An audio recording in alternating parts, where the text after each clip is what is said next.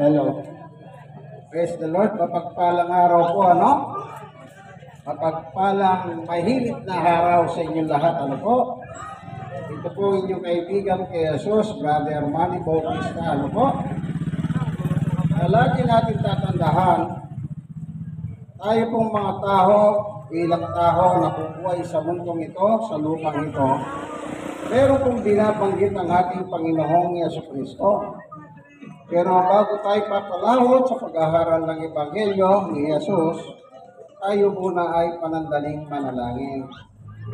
Aming Diyos na makapangyarihan sa lahat, minsan pa, salamat, binigyan mo kaming opportunity upang ang iyong salita ay malaya namin mapakinggan. Buksan mo po ang puso ng bawat isa upang paginabangan ang iyong salita, sapagkat ang iyong salita ay pagkain ng aming kaluluwa. Salamat po, i-bless mo po ngayon ang mga makikinig. Bagamat public faces po ito, hindi naman ibig sabihin, huwag nang ipangaral ang salita mo o sabihin man nila mahilit ang panahon. Wala akong pinipiling panahon ng iyong salita. Sa ngalan ni Jesus, Amen. Dito po sa Mateo 4:4, ang sabi ng Panginoong Yesus ay ito po. Ngunit sumagot si Jesus na susulat, hindi lamang sa tinapay nabubuhay ang tao, kundi sa bawat salitang nagmumula sa bibig ng Diyos. Dalawa pong pangungusap ang binanggit ni Jesus tungkol sa buhay ng tao. Yung una, tungkol po sa pagkain. Yung ikalawa naman, tungkol din po sa pagkain. Pero yung una, hindi rin ang pagkain yun. Kasi meron po tayo physical. Meron tayong katawan na nakikita ninyo, na nakikita ko. Pero lahat po ng tao may kaluluwa. Yung ikalawa yun. Ang sabi ni Jesus, dapat mabuhay kayo sa salita ng Diyos araw-araw. Kaya ginamit kong halimbawa ang tungkol sa pagkain. Kasi po, ang tao ay kumakain araw-araw. Amen! Amen! Ang tao po ay mabubuhay sa pagkain. Alam niyo po, pag hindi ka kumain, hindi mo makakausap ng matino ang tao. Ano po? Kahit isang kain lang. Kaya kailangan lahat po pala ng tao ay kumain. Dapat din ang lahat ng tao ay mayroong salita ng Diyos na dapat ipinamumuhay araw-araw. Napakahalaga po ang mensahe ng Panginoong Yesus. Napapanahon. Ano po? Wala pong panahon na mainit o malamig. Kasi po, walang pinipili ang salita ng Diyos ng weather condition. Eh kung gagawin mong dahilan ng weather condition, ibig bang sabihin, pag mainit, wag na lang muna mabuhay sa salita ng Diyos? O kung bumabaha naman, bumabagyo, hindi na rin ba dapat mabuhay ang tao sa salita ng Diyos? Mas lalo nating kailangan ng salita ng Diyos. Bakit? Hindi na nga po maganda ang ating weather condition. Mas lalo po tayong magtiwala sa Diyos. Alam niyo po, meron nagsasabi sa social media, meron po silang kinukunik. Dito po sa sobrang hinit na nararanasan natin. Sabi po nila, hanggang Mayo, sa May daw, masigit pa ang init na mararamdaman ng tao. Papatak na 50. Meron po naglagay 60. Hallelujah. Grabe na po yun, ano? Kung dumating po ang punto, 60 na. Ang init ng panahon. Parang humahapoy na. Yan po ay sinasabi lang nila sa social media. Ngayon, meron po silang binabanggit na talata sa Biblia. Babasahin ko po, ano? Babasahin ko. Kung yung pang binabanggit nilang talata ay connected talaga o sinasangayunan pa. ng weather condition natin dahil mahinit kayo, ano? Sige po, babasahin ko yung nabasa ko kanina at ang atin naman siyang titignan. Ito po yung nabasa ko sa social media kanina. Kaya mainit daw po yung panahon. Sa pahayag, 16:8, at ibinuhos din ng ikahapat na anghel ang laman ng dala niyang mangkok sa araw. At ito'y binigyan ng kapangyarihan pasuhin ang mga tao sa tindi ng init nito. Kita niyo po, ano? 9. Napaso nga sila, ngunit sa halip na magsisi at talikuran ng kanilang mga kasalanan at magpuri sa Diyos, nilapastahan pa nila ang pangalan ng Diyos na may kapangyarihan magpadala ng ganoong mga salot. Ano yung salot? Init ng panahon. Ang sabi po dito sa Biblia, yung ikahapat na anghel, ibinuhos niya po ang matinding init sa araw. Kaya ang nakalagay sa social media, kaya sinasabi nila, aabot pa ng 62 ang temperature. Kasi po sinasabi ng Pag-asa, hanggang Mayo ang tag-init. At wala silang nakikitang sinyales ng pagulan o pagbuho ng ulan o bagyo. Kaya kung tignan nyo po yung kalangitan, madalang po ang ulap, ano? Kung meron man, nasa parting ibaba. Ngayon, yung po bang sinabi noon na sa social media, na yung sobrang init, paano naman yung sa ibang bansa? Kagaya ng China, ngayon baha. Sa Dubai, nagbabaha. Hindi. Yung pong tinutukoy sa Biblia, pangkalahatan po yun. Ano? Kaya ang masasabi ko, mukhang pagamat merong init na nakalagay doon, nagpumapaso sa tao, ano po?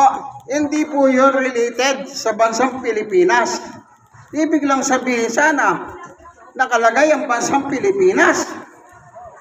Hindi po Yun po yung pangkalahatan na darating ang panahon, talagang masusunog ang mga tao sa lupa.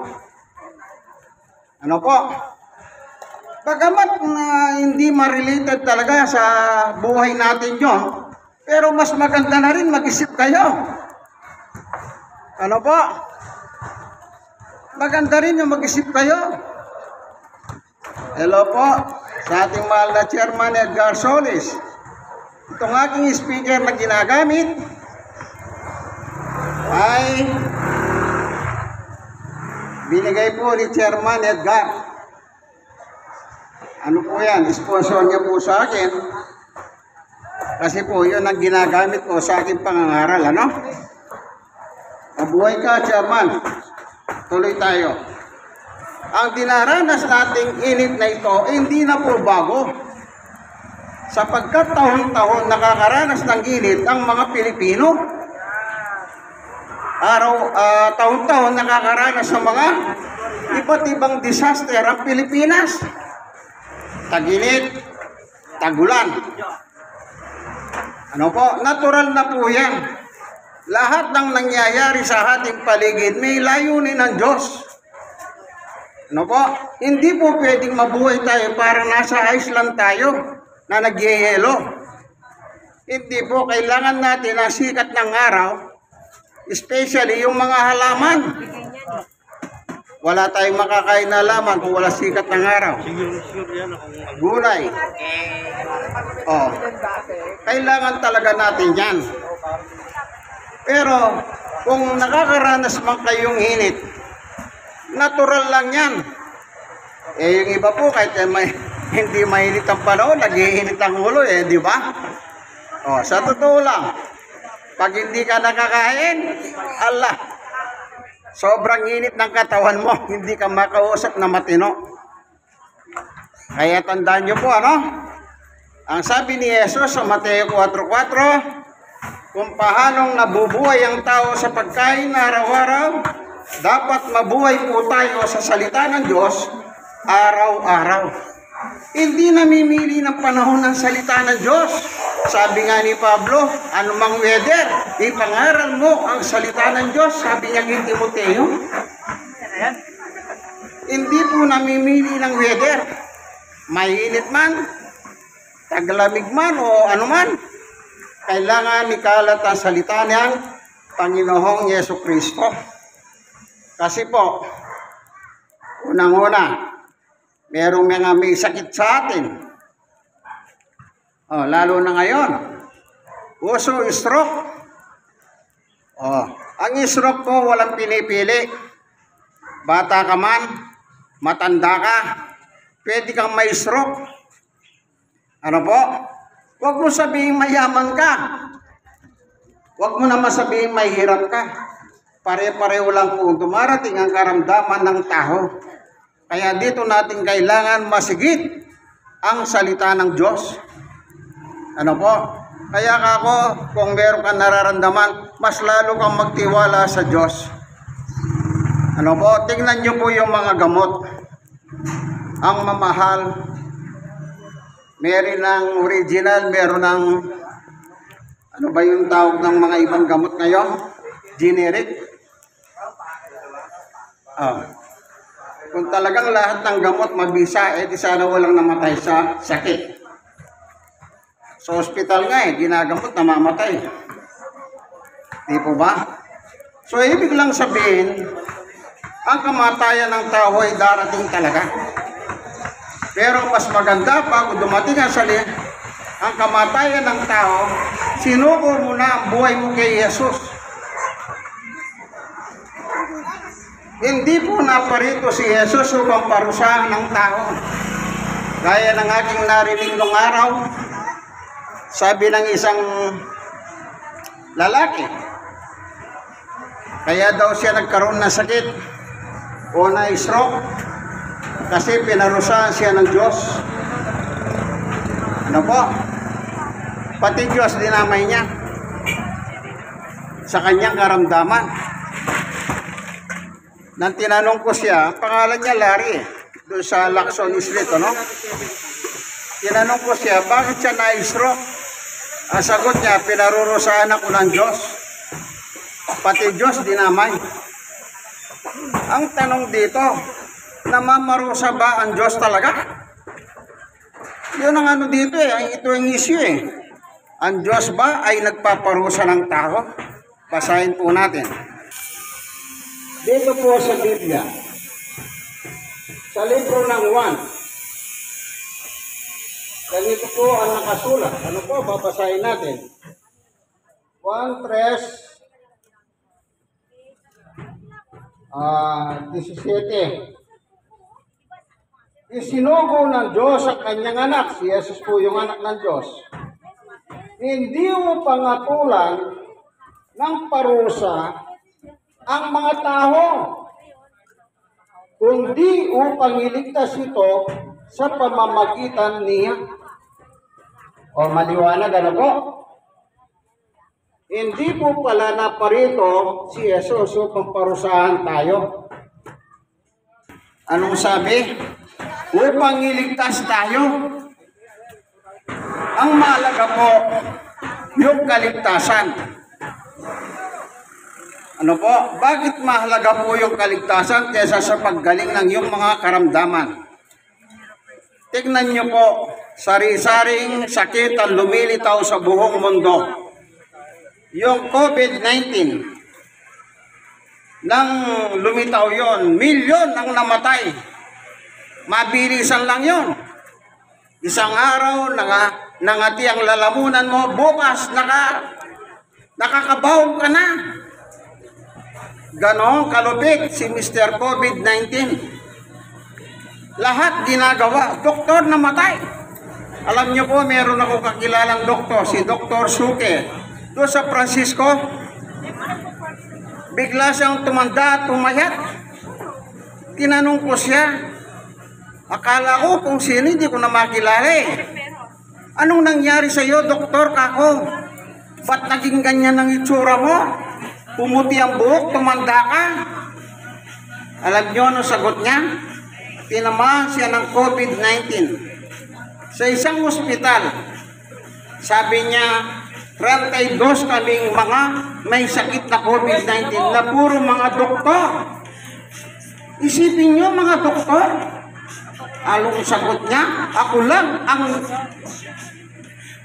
lang ang nakaligtas. Isipin niyo yung mga doktor na po. Pero, kandamatay sila. Alam nyo, hindi ko naman po parang tinatakot yung may sakit sa inyo. Ang pinakamalapit sa kamatayan, yung may sakit. Kaya tandaan nyo po, pag meron kayong mahal sa buhay na merong sakit, ihandaan nyo na po ang sarili nyo. Anumang oras, pwede kayong iwanan yan. Eh bakit? Majority po, ang namamatay may sakit eh. Yung iba nga, nasa loob pa ng ospital eh. O, di po ba? Kaya ingatan po natin ang ating katawan. Kaya sabi ni Jesus, ano sabi ni Jesus? Hindi lang tayo nabubuhay sa pagkain na araw-araw. Dapat mabuhay tayo sa salita ng Diyos araw-araw. Bakit kailangan tayong mabuhay sa salita ng Diyos araw-araw? Dalawa lang po yan. Meron tayong physical, meron tayong spiritual. Ano yung sa physical? Yun po yung pagkain. O, nandito po tayo sa palengke ng Pacheco Public Market. Anong ginagawa ng tao rito? Bumibili ng pagkain. Di po ba? Kahit mainit, lalabas at lalabas sila. Bakit? Wala silang kakainin eh. Para saan naman yung pagkain na binibili nila? Ayun, sumagot si nanay, tama yun, sa physical. Eh, paano naman yung spiritual nyo, kaibigan? Ayun, tama si nanay. Yun po yung batas. Ang problema po, at pinagsisikapan ng tao, yung pagkain sa trabaho. Overtime dito, overtime doon. Para kumita ng maraming pera, pambili ng pagkain at pangangailangan sa buhay. Pero nakalimutan niya, mayroon siyang kaluluwa na nangangailangan ng kaligtasan. Ano po? Kaya sabi ko po, yung may sakit, mas lalo na po kayong mga hawak sa Diyos. Kasi po, hindi naman sa pananakot. Yung may sakit, silang malapit sa sementeryo. Puntahan nyo po ang ospital, yung morgue. Ang dami pong nakaimbak na bangkay. Yung iba nga po, binibenta na lang sa mga ospital, pag-aralan. Yung walang claim, hindi nila kiniklaim yung kanilang mahal sa buhay. Kaya, binibenta po upang pag-aralan. Ang issue rito, sabi ni Jesus, bilang tao, kung paano nangangailangan ka ng pagkain mo araw-araw, kailangan mo rin ng lalo ang salita ng Diyos araw-araw. Ano po? Ngayon, may sinabi si Apostol Pablo. Babasahin po natin ang salita ni Apostol Pablo. Ano po? Ganito po ang sabi ni Apostol Pablo. Unang Korinto, basahin ko po.